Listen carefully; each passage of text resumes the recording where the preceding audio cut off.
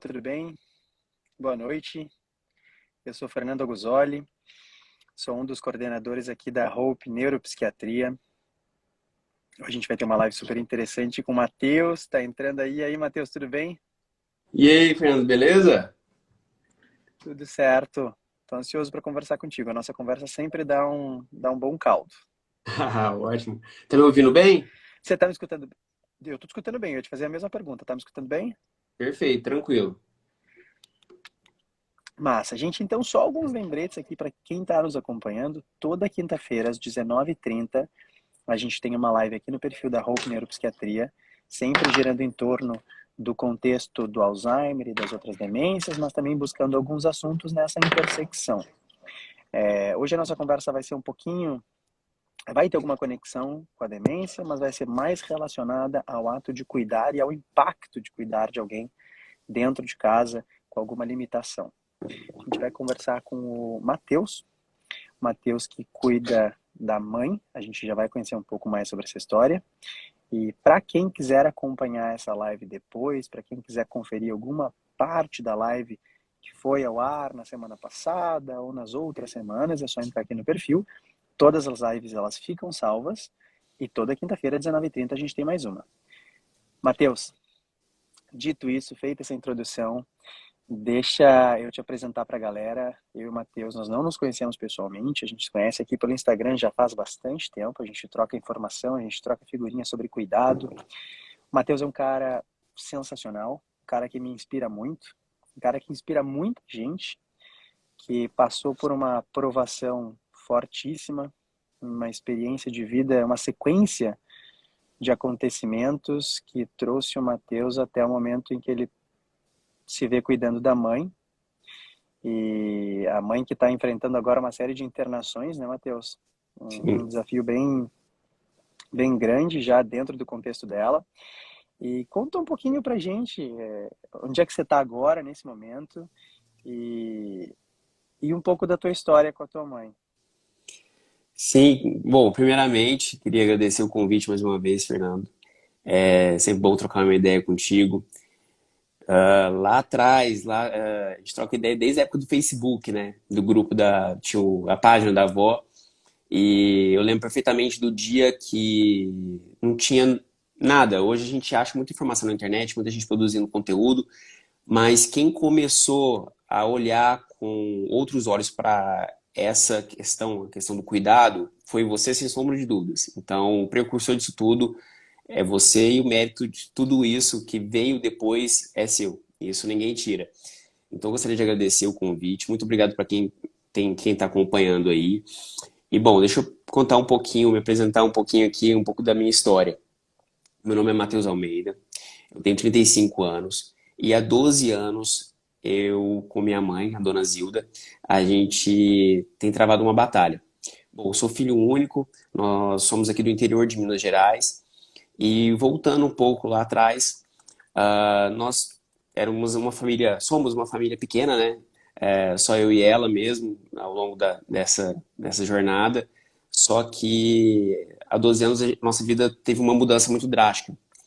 A minha mãe estava tudo bem, ela sempre foi uma pessoa muito independente, lutou muito pelas pelos sonhos dela, e estava tudo bem, ela já tinha se aposentado, estava tendo uma vida tranquila, até que num determinado dia ela foi fazer exame de rotina, né, o Papa Nicolau, e foi diagnosticada com câncer. Bom, uma notícia que por si só já é muito triste e que nos abalou muito, mas naquela semana, isso foi numa segunda-feira, me recordo, foi no final de 2010.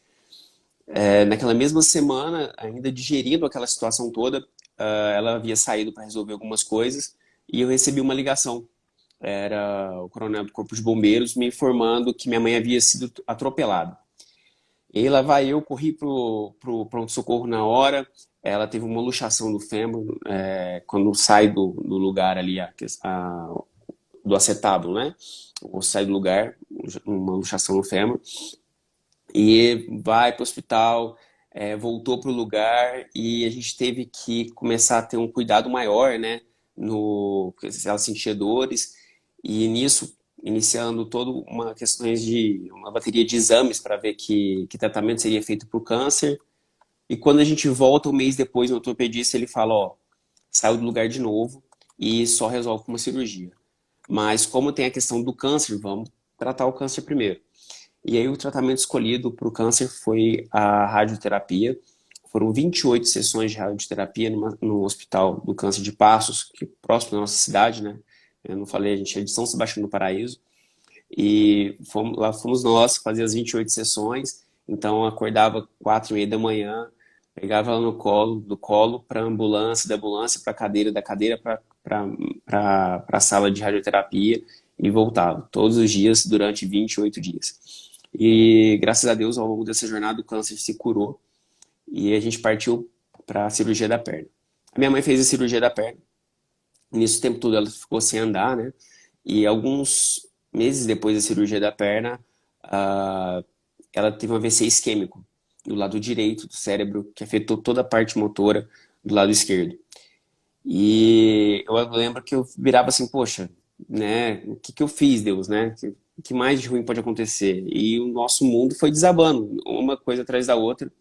E eu me via ali, acabado de formar, sem, filho único, como eu disse, sem conhecimento técnico nenhum, porque, ao meu ver, esse dia do cuidado com a minha mãe iria chegar, mas eu pensava nisso, ó, uns 30 anos para frente, ia ser algo gradativo, uma velhice gradativa, mas veio tudo de uma vez.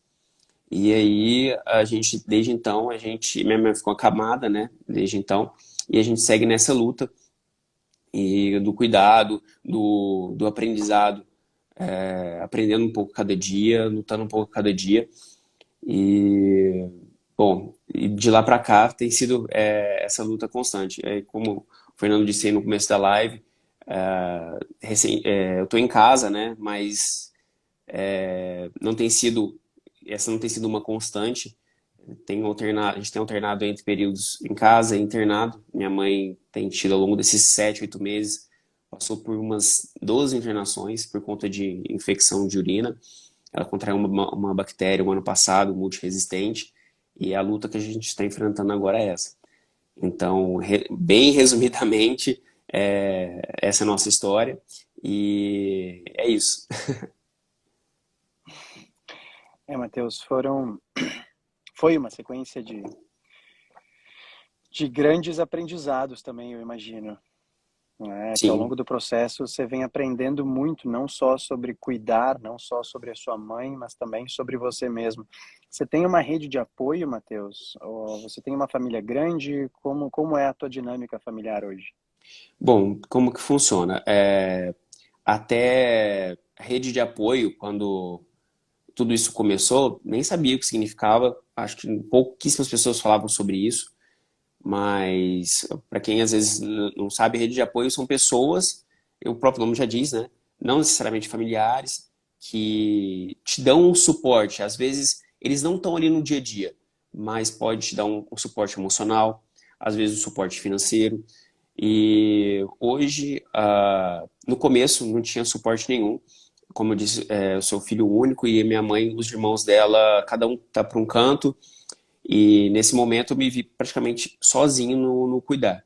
A minha sorte é que no começo, nos 5 primeiros meses disso tudo acontecendo, eu fazia os cuidados todos sozinhos, mas depois foi necessário contratar uma cuidadora que ajudava durante a semana e foi um processo, né? Hoje a minha rede de apoio não mudou muita coisa. Assim, hoje a mudança significativa que tem, que hoje eu tenho a minha namorada que é um apoio muito grande e me ajuda muito, né, nessa questão do apoio. E é isso. A rede de apoio ela é muito importante. Infelizmente, não tem uma participação ativa dos familiares, né? A minha mãe ela é a mais velha de 3 irmãos. Só que aquilo, eles não ajudam ativamente, mas também não atrapalham. Então, Que já é uma grande ajuda. que já é muito bom, porque assim, acredito que cada família tem a sua particularidade, tem famílias muito A grandes sua que às vezes, dinâmica, né? sim, às vezes todo mundo quer palpitar, às vezes ninguém quer ajudar, mas quer criticar. E hoje a família é bem enxuta, mas não tem ninguém, os poucos familiares que tem não intervém de forma negativa, né? E isso para mim Sim. já foi já tive período um pouco de ficar revoltado com isso, mas é tranquilo, cada um seguiu sua vida, segue a sua vida, não tenho revolta. Eu acho que não cabe você ficar bravo, revoltado. É mais um sentimento para lidar, se revoltar com os parentes, porque Uhum. quem quer ajudar, vai ajudar. Quem quer apoiar, vai apoiar. Tanto é que, ainda nesse assunto de rede de apoio, aqui na internet eu encontrei uma rede de apoio gigante. Então, assim, a A gente gente vê que constrói, hoje né? constrói, a gente vê hoje, assim, infelizmente o que a gente vê de mais notícias são as pessoas usando a internet para calúnia, difamação, propagar o ódio e esquece que tem um outro lado. E eu recebi e recebo muito carinho. Então, tanto é a prova desse nosso contato, dessa nossa amizade, é isso. Uhum. Eu lembro que eu escrevi uma mensagem para você, cara, o que que você faz quando sua cabeça não tá legal? Que você. Que saída você busca? Aí você me disse que É. fazia terapia, que te ajudou bastante. Foi aí que eu fui buscar a terapia e que me ajudou bastante durante muito tempo. Então, assim, a rede de apoio, às vezes, ela pode ser virtual, né? Às vezes você vai Pode, a buscar. gente constrói, né? Sim, sim. A Elisa E está as pessoas. colocando aqui, ó, quem cuida de quem cuida, né? Essa questão da terapia, de fazer terapia, de buscar ajuda, de construir uma rede de suporte. E muitas vezes, bem como tu disseste, e a Cláudia está comentando aqui, a dinâmica familiar é complicada. E ela complica Uhum, ainda mais a situação que a gente vivencia. Eu muitas vezes pensei, enquanto cuidava da minha avó, que seria muito mais fácil cuidar dela se eu pudesse dividir o cuidado cotidiano com outros netos, com outros filhos, mas nós não tínhamos, somos uma família muito pequena. E depois, trabalhando com essa temática, dando palestra pelo Brasil, pelo mundo, descobri que não, que muito pelo contrário, se tu pegares a maioria das famílias que são grandes e que têm mais braço, na verdade o braço não chega, o braço é curto. O que chega é a reclamação, é a picuinha, e essa parte mais é. atrapalha do que ajuda. Então, às vezes, ser filho único, neto único, até pode ajudar mais do que atrapalhar. Aham. Né? Verdade, verdade. E, Matheus, deixa eu te perguntar. Você trabalha com o quê? Eu quero saber com o que que você trabalha e com quantos anos você começou essa jornada com a sua mãe. Tá, o que aconteceu? Minha mãe começou a ficar doente no final de 2010, eu cursava direito e tava para me formar. E foi um período, assim, extremamente complicado. Eu lembro que eu acho que era direito internacional, quase não passei nessa matéria e teria que fazer dependência depois. Mas deu tudo certo. E assim que eu acabei de me formar, eu não tava trabalhando. Foi até bom não estar trabalhando porque eu pude cuidar da minha mãe, mas por outro lado, né, tem toda uma questão, envolve toda uma questão financeira. E aí Claro. eu comecei a estudar para concurso e foi onde eu entrei na Polícia Civil de Minas Gerais. Hoje eu sou há 9 anos, né? Fez 9 anos dia 11 que eu sou escrivão aqui na Polícia de Minas Gerais e é com o que eu trabalho hoje. Mas nesse início da jornada na carreira já começou desse jeito, né? Com a minha mãe ficando doente, e eu não tinha como trabalhar. E de um certo ponto foi muito bom, porque eu pude ter essa experiência. Quando está acontecendo, você não enxerga dessa forma. Hoje, eu acredito que foi o melhor que poderia ter acontecido, né? As coisas se encaminharam de uma forma positiva.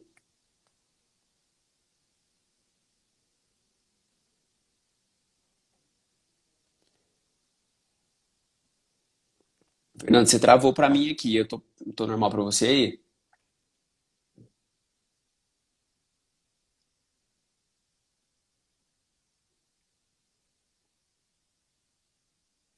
Gente, não sai daí, que o Fernando vai voltar. Calma aí.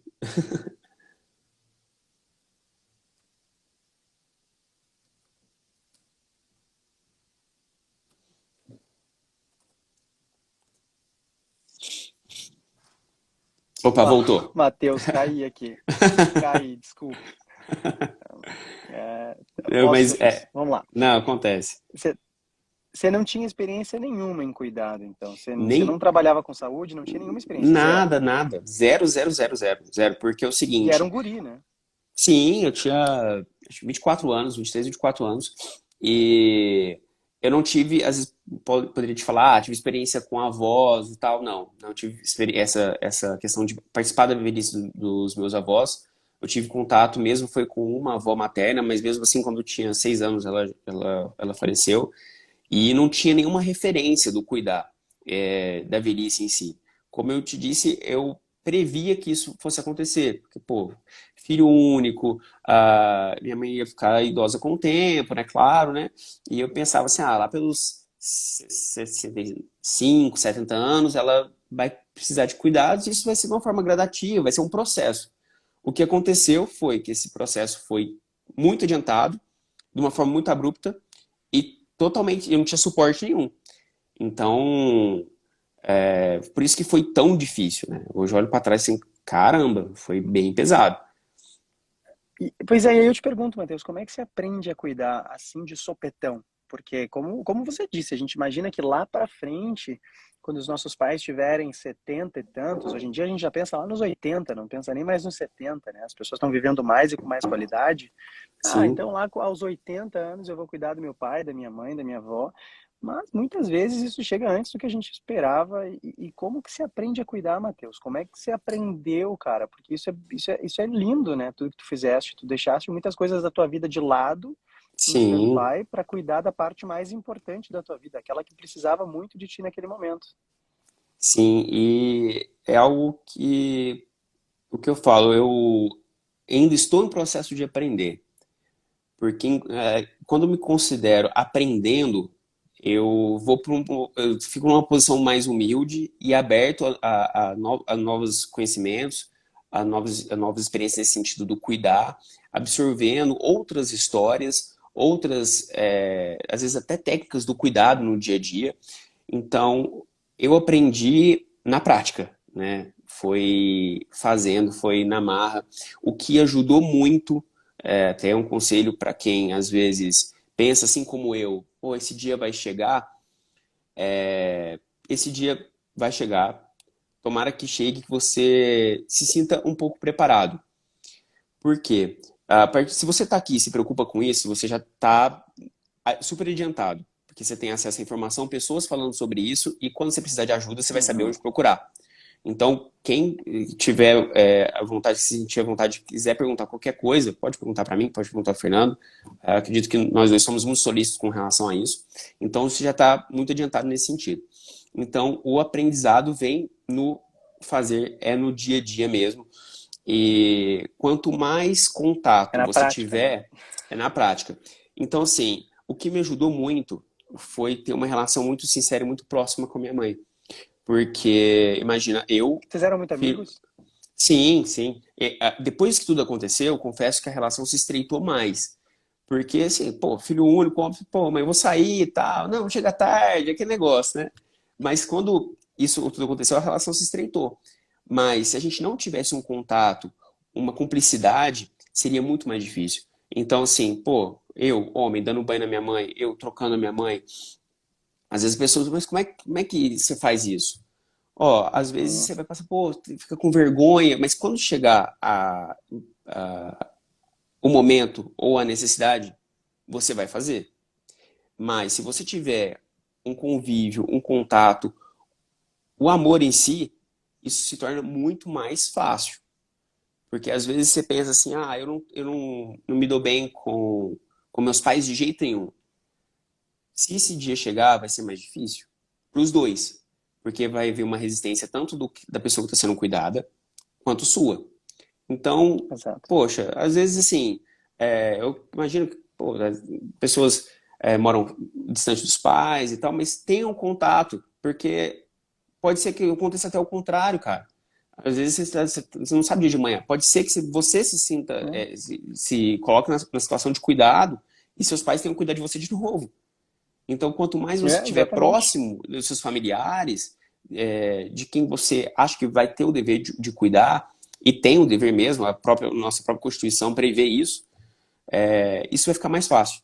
Então, o aprendizado ele vai chegar, você vai aprender na prática. Tem muita coisa boa por aí, muitas pessoas sábias, muito material bom para você estudar e pesquisar. Tem livro também, olha aqui, ó. Ah, falei que eu sou fã, ó. Aqui. Então, se esse dia chegar, se tiver um contato mais próximo, vai ficar mais fácil. E o aprendizado ele vem na prática. Não adianta, né, Matheus? Você tocou num ponto muito importante, que é o ser cuidado e o cuidar, ele vai ser menos sofrível quando existe uma reserva de afeto. Sim. Essa reserva de afeto é uma construção cotidiana ao longo de todas as nossas vidas, no coletivo, né? É conviver com um vizinho, é conviver com o marido, com a esposa, é conviver com os filhos, os netos, conviver com os primos. A gente nunca sabe Sim. quem vai poder, quem vai ter disponibilidade para cuidar no futuro. E a gente tem que construir essas relações ao longo das nossas vidas. E isso para mim foi uma grande prova ao longo do tempo em que eu cuidei da minha avó. As pessoas costumavam me perguntar, Matheus, e se fosse a tua outra avó, e se fosse outra pessoa, você faria tudo igual? Eu não sei, eu preciso saber primeiro com quem, eu preciso saber primeiro quando, eu não sei em que situação a minha vida se encontraria e o esforço necessário para deixar certas coisas de lado para cuidar de alguém. Uhum. Muitas vezes isso demanda uma atitude muito de resignificar essa relação, de ser o neto para a avó que não desempenhou seu papel ou que não foi muito afetiva, de ser o filho do pai ou da mãe que não foi muito pai, que não foi muito mãe. E isso necessita, de fato, esse resignificar de uma vida inteira, de uma relação, e torna mais sofrível o ato de cuidar de Uhum. alguém e também de ser cuidado. Né? Sim. Eu tenho muito essa preocupação hoje, depois de ter tido essa experiência com a minha avó, e acho que muda muito, né, Matheus, a nossa cabeça. O mundo Não muda, a demais. gente enxerga o mundo sob outra perspectiva. O que tu poderia compartilhar que a partir dessa experiência, nesses 10 anos com a tua mãe, mudou na forma como tu enxerga o mundo? Cara, o principal foi dar valor à saúde, né? O principal foi dar valor à saúde. E uma outra coisa é o seguinte, quando começou essa sequência de coisas, que eu assim, poxa, né, o que falta mais para acontecer? Eu comecei a dar valor mais no dia a dia, né? Sim, claro, as datas importantes, comemorativas, devem continuar sendo comemoradas, devem ser desfrutadas, né, compartilhadas, mas eu comecei a falar assim, poxa, chegou num ponto que eu passei pelo período, quando começa a acontecer, quando o mundo está desabando, você faz, né? Acho que é uma questão de sobrevivência, você faz o que tem que fazer. Depois que baixou um pouco a maré, que eu vi, poxa, não vai acontecer mais nada, tá tudo bem, veio um período daquele pós-estresse, que você fica um período que eu fiquei muito depressivo. Pô, o que que eu faço, né? Fiquei mal durante muito tempo, até o dia que eu peguei e falei assim, poxa, que eu posso... Essa situação, eu não consigo mudar. Não depende de mim. A saúde da minha mãe já aconteceu. O que depende de mim, o que que eu vou fazer com isso? Então eu comecei a A buscar mudança está em coisas. nós, né? Não tá neles. Exatamente. É uma mudança enxergar isso. Eu comecei a buscar coisas que eu pudesse incluir a minha mãe para poder dar uma qualidade de vida para ela, me incluir para que eu pudesse me sentir bem e a gente pudesse fazer coisas juntos. Então eu comecei a ver o que que a gente pode fazer, né? Pô, e aí foi onde começou esse lance de às vezes fazer um vídeo, fazer uma foto e pensar numa ideia de uma foto e tal. E até confesso que durante muito tempo eu achava que eu fazia isso pela minha mãe, não fazia isso por ela. E hoje eu mudo um pouco o meu pensamento porque não era só por ela, era por mim também. Porque nesses momentos de pegar e pensar em algo criativo para poder deixar ela bem, era um ciclo, porque eu deixava ela bem e isso voltava para mim. Porque ela poderia ficar totalmente estressada, claro que teve períodos de estresse, e isso voltar e a gente ficar num clima pesado e não, não viver, né, de uma forma leve. E aí é onde eu comecei a dar tanta importância para as datas, que a gente disse, quanto para os dias normais. E buscar coisas que pudessem alegrar o dia dela e compartilhar isso aqui. Então, acabou que que a gente criou um círculo, né? Eu fazendo essa ponte desse carinho todo que eu recebia da internet para minha mãe, que eu mostrava para ela, mostro para ela até hoje, ela recebe aquilo, ela se sente bem, eu me sinto grato em poder fazer isso e me sinto animado e a gente vai retroalimentando. E joga isso para o mundo, isso volta de uma forma bacana para nós, a gente continua jogando isso para o mundo. Então, o que eu posso falar, a principal mudança foi dar o valor à saúde e aos dias, né, ao carinho e pensar assim, poxa, pode ser, no começo eu pensava assim, não, minha mãe não vai resistir mais, né, o pensamento era esse, não vai durar 1, 2 anos. E estamos aqui, 12 anos se passaram. E se não fosse toda essa troca de carinho, de afeto, um pouco de resiliência, a gente não estaria aqui. Então, Bastante acho que resiliência. bastante resiliência, na verdade, a gente não estaria aqui. Então, a principal lição que eu tiro disso tudo é dar valor no dia a dia. Mas tu deu uma outra lição muito importante aqui. Você falou, pode parecer muito simples, mas é de uma transformação muito grande. Descobrir algo para fazermos juntos, você disse. Uhum, Quando a gente se encontra na posição de cuidar de alguém, a gente se coloca em uma posição diferente, um degrau acima, normalmente. A gente tem que cuidar daquela pessoa, ou seja, na verdade, nós temos uma ação ativa e a pessoa tem uma ação passiva ali, de esperar ser cuidada, de depender desse cuidado. Sendo que antes dessa situação limitante, as pessoas faziam coisas juntas, elas saíam, elas cozinhavam juntas, elas sentavam, conversavam, elas assistiam um programa de televisão que as duas gostavam, que era uma escolha das duas, e essa escolha de repente é subtraída de uma delas, né? uhum. E vira uma ação de um só. E quando a gente Exatamente. passa a buscar alguma coisa em comum que a gente possa fazer, que a gente possa dar risada, que a gente possa se divertir, a gente continua construindo vínculos, ao invés de abandonar aquele vínculo que nós já temos, de filho, de amigo, de neto, e construir apenas um lado dessa relação, que é o de cuidar de alguém. A gente precisa encontrar, e tu falou sobre isso de uma forma muito bonita, a gente precisa encontrar uma forma de manter o vínculo que nós já temos, de continuar sendo o filho, o cônjuge, o neto, o amigo, mas de construir uma nova jornada paralela. Agora é o filho que também cuida, é o neto que também cuida, é o esposo que cuida. E eu dei três Exatamente. exemplos aqui da esfera masculina, e isso também é um tabu, né, Matheus? O homem que cuida, o filho que cuida da mãe, o neto que cuida da avó. E como foi essa experiência, ainda mais porque você vem de uma cidade do interior, bastante interior, né, Matheus? Como é que Uhum. foi essa história? O povo olhou com olhos um pouco estranhos? Cara, é curioso, né? A pessoa fala, mas como assim? É diferente. Ah, ele cuida da mãe, né? É, eu acho que o que vem na cabeça das pessoas é a questão do pudor, né? Porque envolve uma questão do banho, de ficar nu, minha mãe fica nu na minha frente. Claro. E acho que a cabeça das pessoas ainda não consegue, às vezes, associar isso, porque eu já ouvi relatos do tipo assim, cara, nunca eu ia conseguir dar banho na minha mãe. Respeito, entendo, às vezes, dependendo do ambiente familiar que se cresce, isso é um tabu muito É um tabu sério, enorme. né? Enorme. E entendo perfeitamente. Mas uma coisa eu te falo, quando você se vê numa situação semelhante à minha, não tem tabu, cara. O amor vence qualquer coisa. Então, assim, às vezes você pode pensar assim, eu não consigo me imaginar. Cara, eu também não me imaginava na situação de cuidar da minha mãe, que eu disse. Eu imaginava isso a um longo prazo. Mas se chegar para você e se tiver essa proximidade que a gente está comentando aqui, essa reserva de afeto, não tem essa. Você vai fazer o que for preciso, o que for possível e não vai medir, né, força, não vai medir esforços para fazer o que tem que ser feito. Travou um pouco para mim aqui. Vocês continuam me escutando? Será que eu vou Tô, cair tô- de novo? Não, vai cair não, fica aí. Tô te ouvindo bem.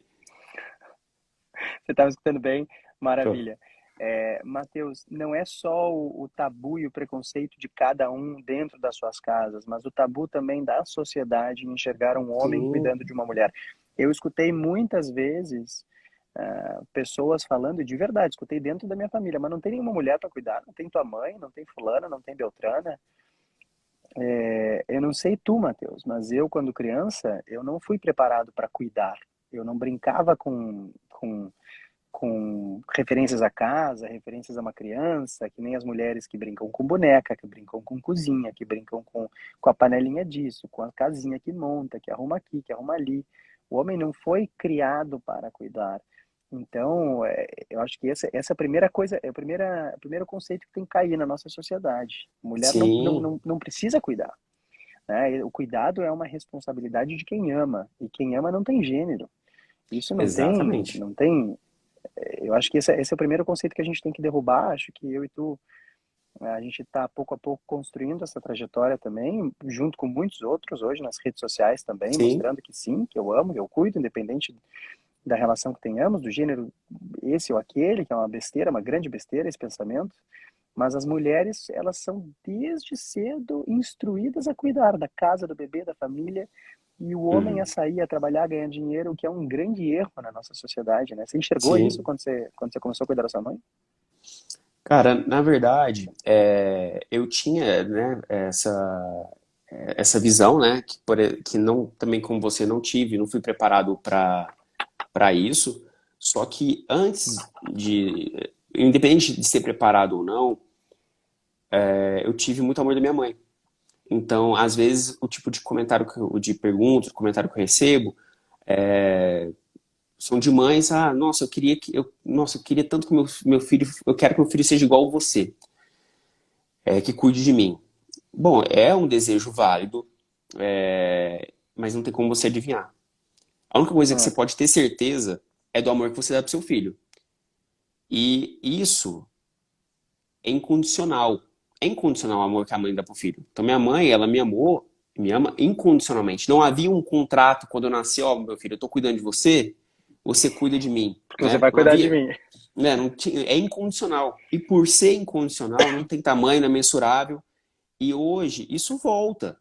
Mas não foi porque eu não fui acordado, é porque eu enraizei isso em mim e tenho isso comigo. Então, independente de gênero, de classe, a partir do momento que você vê a pessoa que você ama numa situação de ter que ser cuidada, você vai dar um jeito, como eu disse, vai dar um jeito Você vai. e é isso que tem que ser feito. É, Você falou agora sobre o amor incondicional, né? Eu me lembrei de uma palestra que eu dei para um grupo de senhoras em Porto Alegre, num clube da terceira idade, e elas todas emocionadas no final da palestra, e no final uma delas veio ao palco e disse: é o sonho de cada uma dessas avós aqui, todas já eram avós, é o uhum, sonho de cada uma dessas avós ter um neto como tu, com amor incondicional.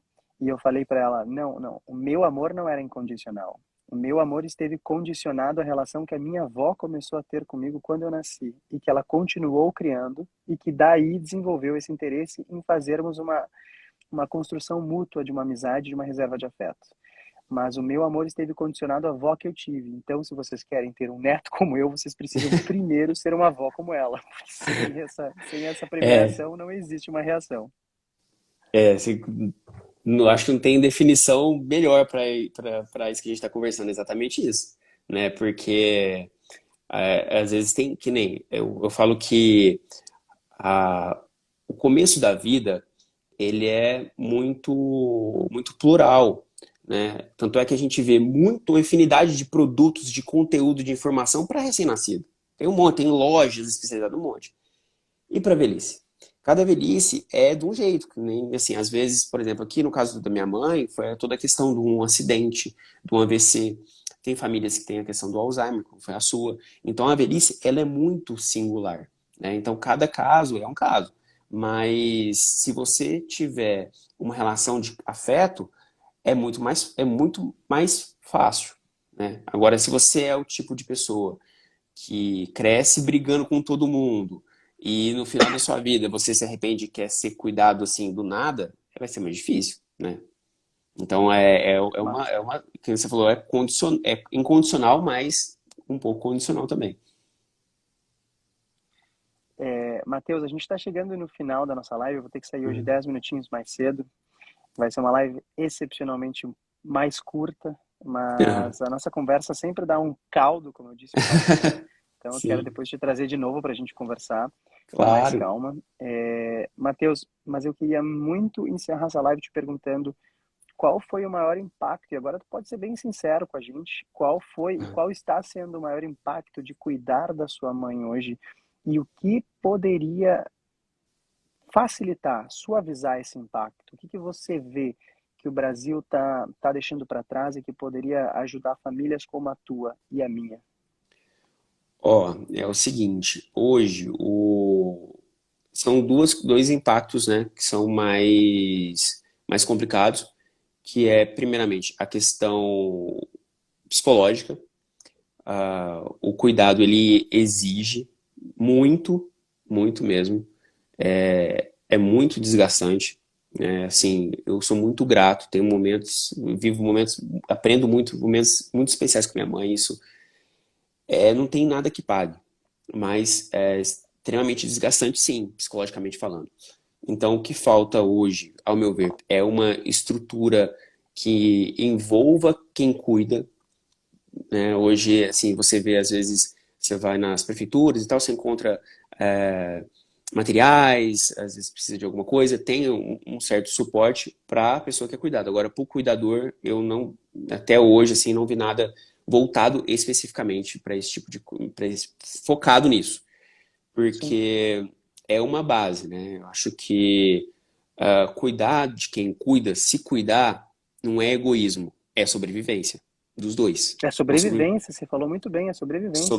Não é egoísmo. Às vezes eu me sinto mal, tal, penso, "Pô, peraí, tem que fazer alguma coisa para ficar relaxar, às vezes vou sair, né, namorar e tal, porque se você não cuidar de você, são duas pessoas doentes, entendeu? Então isso, que eu disse, não é. Às vezes a pessoa fala assim, mas o que vão falar de mim? Eu tô aqui numa festa e minha mãe tá lá em casa com uma cuidadora. Cara, não se liga a isso. É absolutamente normal. Ficar triste durante períodos assim do cuidado também é normal. Então, essa é uma questão. E outra questão que eu vejo é que ainda falta políticas públicas voltadas para o envelhecimento, né? A gente vê que a população, que nem a gente comentou mais cedo, a população está envelhecendo. Hoje, todo mundo está acompanhando aí, os preços só sobem, tá difícil viver hoje, às vezes com do jeito que a gente está vivendo, imagina para quem tem ali que gastar com remédio, com fralda, com dieta. Então, assim, você pensa, pô, tá difícil hoje, imagina quando você estiver mais velho, que às vezes você vai ter que É, viver com uma aposentadoria, você vai ter seu salário reduzido e os gastos aumentando. Então, eu não vejo políticas públicas voltadas para o envelhecimento saudável da sociedade. Então, são essas duas coisas, esses dois pontos. Um cuidado para quem cuida e políticas públicas voltadas para o envelhecimento da população.